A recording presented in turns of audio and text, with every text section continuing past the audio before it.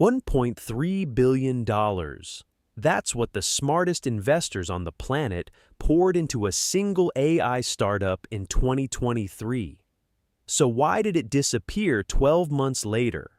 Mustafa Suleyman had already built one of the most valuable AI labs on Earth. He co-founded DeepMind. Google bought it for $500 million. He knew what winning looked like. So in 2022, he did it again. He launched Inflection AI with Karen Simonian and LinkedIn co-founder Reid Hoffman. The pitch was simple. Build a personal AI, not a tool, not a chatbot, but something that knew you. They called it Pi. Pi wasn't supposed to compete with ChatGPT on raw power. It was warmer, more conversational. It remembered your goals, your moods, your name. Early users loved it. The vision was clear, an AI companion for every person on Earth, and the money followed. Microsoft came in. Bill Gates came in. Eric Schmidt came in. $1.3 billion in a single raise. That made Inflection one of the most heavily funded AI startups on the planet. But here's what nobody talks about. That money didn't just buy Inflection a future. It put Microsoft inside the building. Because here's what was actually happening in the background. While Pi was finding its first users, Microsoft was watching Inflection very closely. Not as an investor watching its portfolio, as a predator watching its prey. By early 2024, Microsoft had a problem. Its own AI products needed talent, serious talent. OpenAI was expensive and complicated to control. Inflection had exactly the team Microsoft wanted, and Microsoft already had a seat at the table.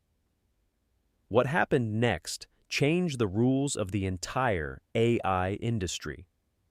In March 2024, Microsoft announced it was hiring Mustafa Suleyman. Not just him, most of Inflection's core team followed. Dozens of the engineers and researchers who had built Pi walked out the door and into Microsoft offices. Microsoft paid Inflection around $650 million.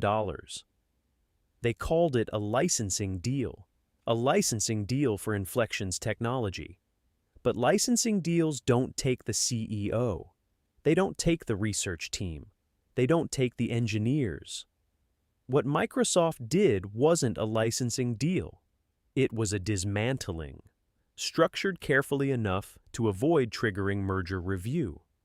Regulators had been watching big tech acquisitions. A formal merger would have meant scrutiny, months of delays, possible block. So Microsoft found a different door. Pay for the people, license the tech, leave the empty shell behind. Call it a partnership. Inflection technically survived. New leadership came in. The company pivoted. No more personal AI companion. No more Pi. Now it would sell enterprise AI products to businesses. A completely different company wearing the same name. Pi still exists, quietly, barely updated, with a fraction of its original team. The product that was supposed to know you better than anyone now sits largely forgotten, while the people who built it work for one of the largest corporations in history. And here's the part that should make every AI founder uncomfortable. Inflection wasn't a failure. It raised more money than almost any startup in history. It built a product people actually used. It had world-class talent and serious backers. By every traditional startup metric, it was winning. It got absorbed anyway.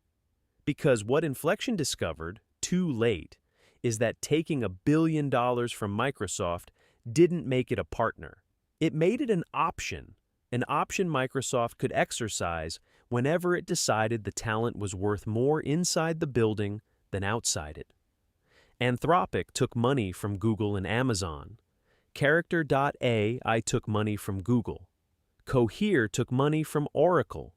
The list goes on. Every one of these companies handed a check to the same big tech giants who are also their most dangerous competitors. The AI gold rush didn't produce a generation of independent companies. It produced a pipeline. Talent and technology flowing in one direction, from startups hungry for capital into corporations hungry for leverage. Mustafa Suleyman now runs Microsoft AI. He has more resources than he ever had at Inflection. More compute, more reach. The outcome for him personally was fine. But the company he built, the one that was supposed to bring a personal AI to every person on Earth, that company is gone. $1.3 billion. That's what it cost Microsoft to quietly consume one of the most promising AI companies ever built. And the most disturbing part? Nobody even called it an acquisition.